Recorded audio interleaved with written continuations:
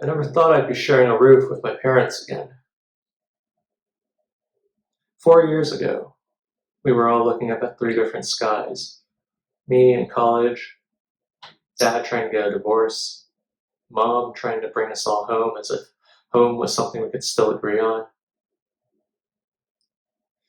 Having to dial two different phone numbers made it twice as hard to talk to them. The calls with Dad were a contest of awkward. He'd tell me to stay away from toothpaste with fluoride and something called carrageenan, and to put my phone in a plastic bag to keep out the radiation.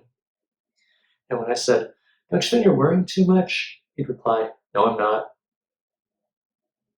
I said, "Talking to you is like hearing the world's about to end." And he'd say, "No, it's not." I said, "You're always so negative."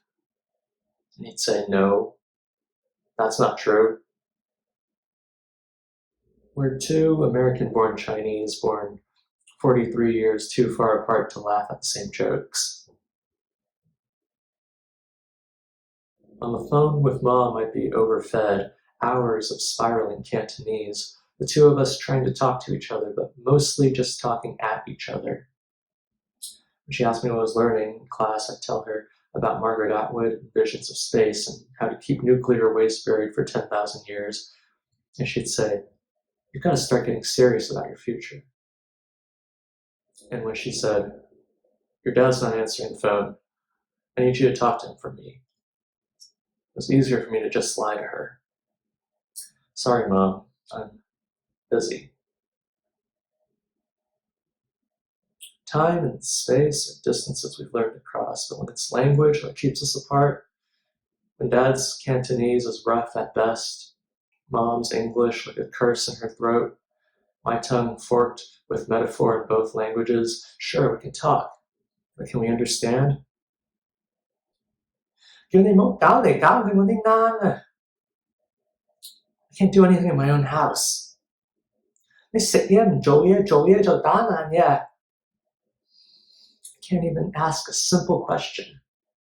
I can't get a word in edgewise. Hearing my parents argue, I'd wonder, is love always this hard to understand? For 2 decades, I tried to love them without becoming them. Watched our house divided and tried to stay quiet in the cracks, knowing all the while it's so much easier to tear down than to fix up.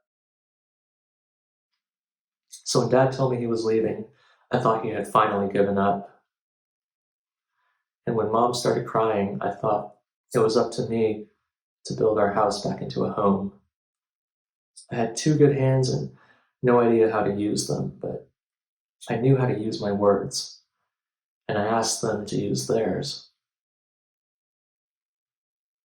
The first time Mom and Dad saw each other again to work through the divorce papers, Mom wore an old plaid coat that showed its age, and hers. Dad recognized it as the same coat she wore the very first time they met. And suddenly it was 1994. There was the American bachelor, 40 and balding. There was the Chinese woman from an era of candlelight and not enough food on the table. Not Dad and Mom, but Colin and Seung-ah. Not a match made in heaven, but a match made on earth. We found their words more easily between bites at Mom's favorite restaurant, Tai Wu. And when Dad started coming back to the house to do little chores like mow the lawn, Mom made him his favorite curry vermicelli. And when he came back for good, I realized Dad was always the one who resealed the windows and repaired the leaky roof. And what is home if not the place we put all our heart into fixing? I know Mom still carries a memory of empty in her stomach.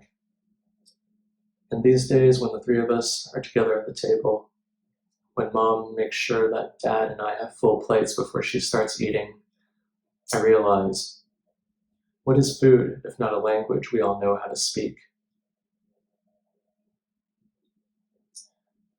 I'm going to move out later this year. Where I go next, I can't always count on a full plate. And if something breaks, I won't recognize the hands that fix it. But this time, I'll only have one phone number to call.